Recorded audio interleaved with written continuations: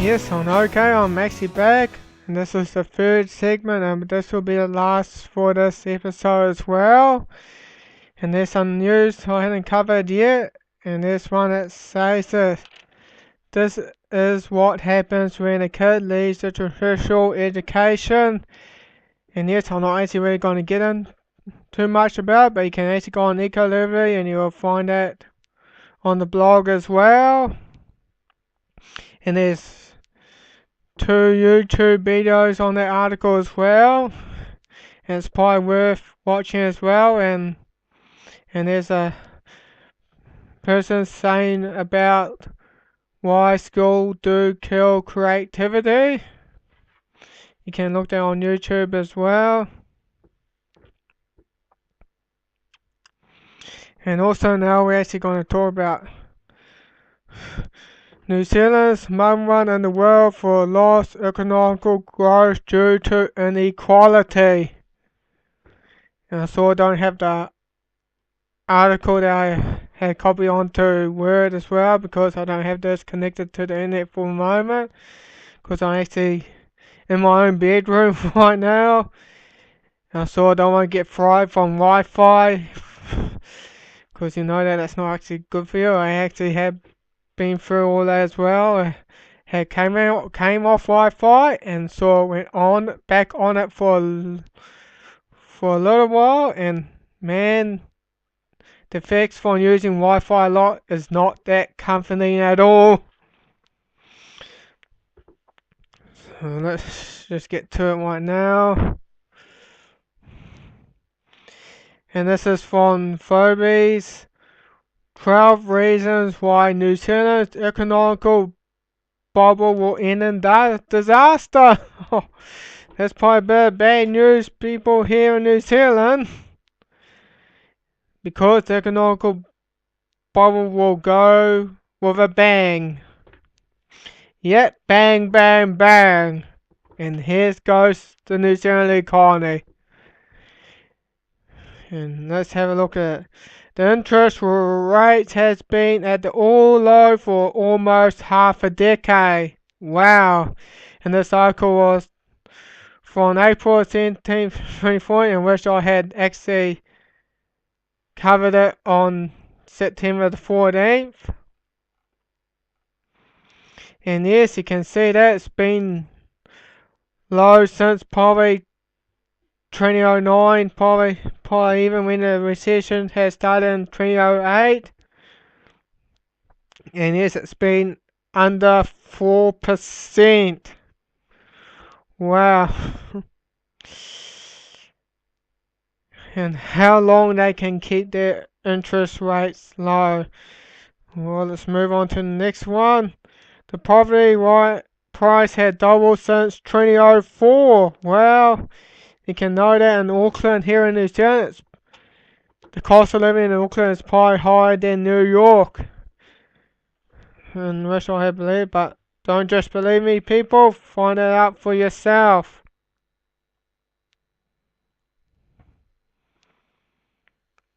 And yes, the housing price has been going up for. There's always been that trend in housing price for probably about 20, probably, whoa, long in 20 years, of course. It's hard to count.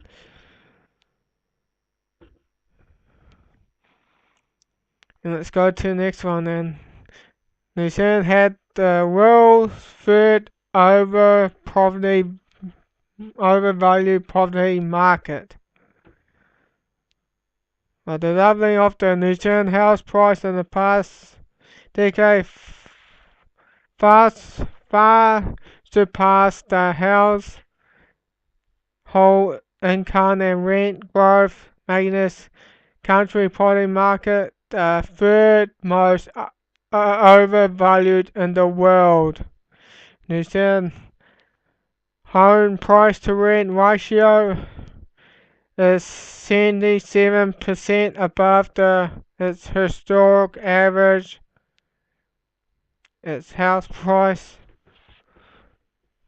to income ratio is 26% above the historic value. The New Zealand mortgage bubble grown by 165% since 2002.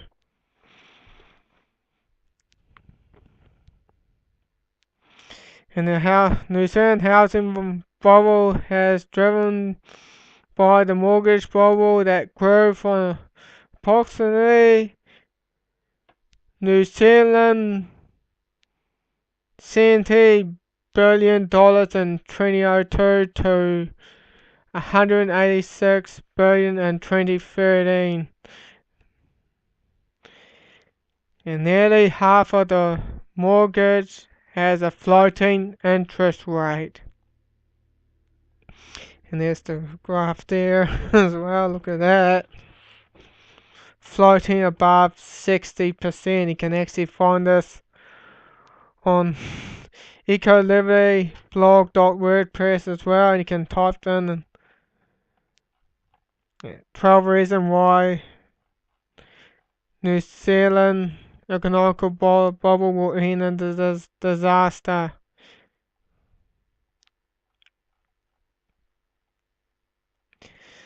Finance, not agriculture, is New Zealand's largest industry.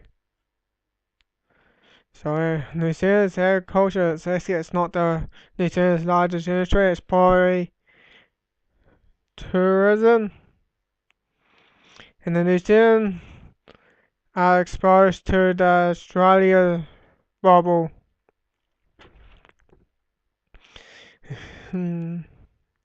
Here they've got Australia and China's buyers are inflating the property bubble. Then New Zealand has a household debt problem. And there it is, right next to Portugal and Australia. We're probably getting close to 100%. A household debt to GDP in advanced countries 2012. And the sources from the IMF, the finance. People are not good with words though, and that's the source from the New Zealand Reserve. No, from the New Zealand Reserve Bank of New Zealand. And the government has the oversight that had triple, well, it's probably more than triple now. It's actually had quadruple since 2008. You can know that it's actually just after the election, it was actually below 20 billion in New Zealand dollars. That's in the New Zealand government overseas debt from 1993 to 2012. And you can, and when I looked onto the New Zealand national debt and on its clock and when I last checked, it's about getting close to 100 billion. 100 billion, and which it now stands at 99.3 billion New Zealand dollars. In which that's about 38.8% of GDP, of New Zealand GDP.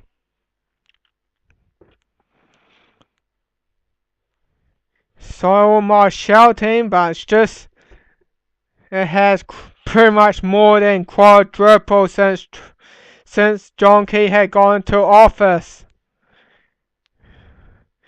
And why he's borrowing so much?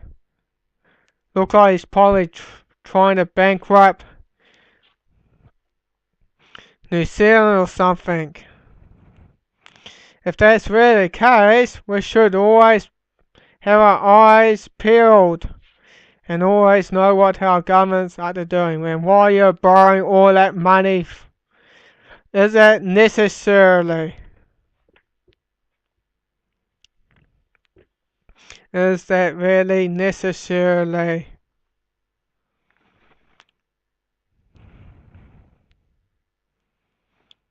Because I think he's just been put into power just to sort of try to bankrupt this country. It looks like he's doing a real good job because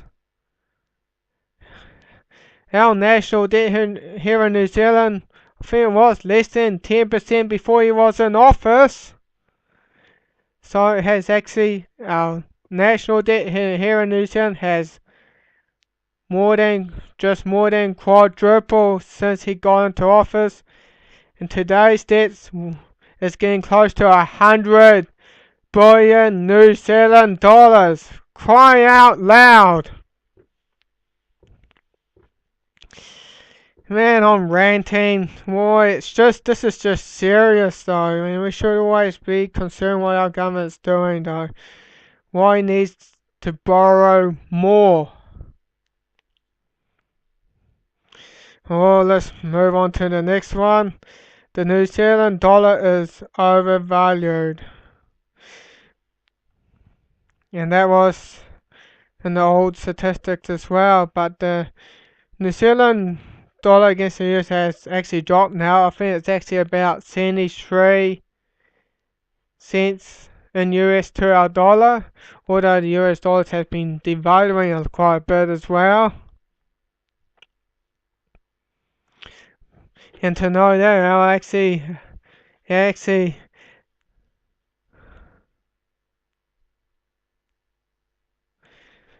the Aussie dollar is actually pretty much almost based as well. It's about 96 cents in Aussie here in Aussie currency to our dollar. So that's pretty much almost based. If you look at it though, I haven't got the article posted on it yet though, but I'll be doing that soon.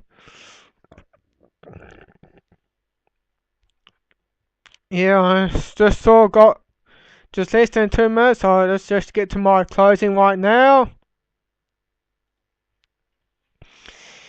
And yes, it's been this episode's probably been, and also all my ranting when it came to the national debt as well.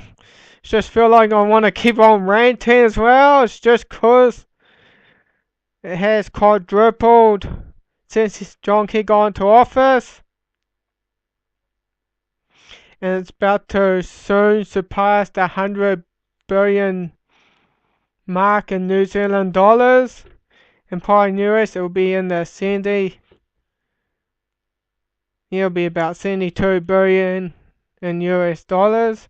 You can know that the US national debt has actually surpassed the 100% GDP mark as well. So they're pretty much in the hole. And this Obama's still spending on wars and that though, boy. He can't even afford it. So what's the point, Obama? You may well get your troops home because you can't afford to keep starting wars. So what's the point in that? Well, let's get on with my closings. And I'll be covering more news next week as well.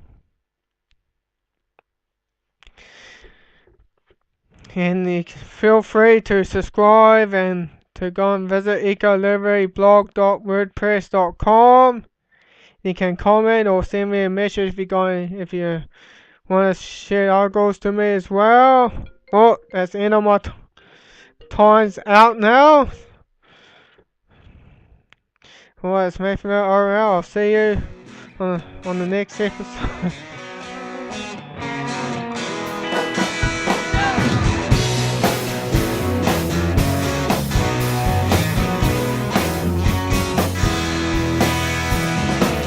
Let there be darkness.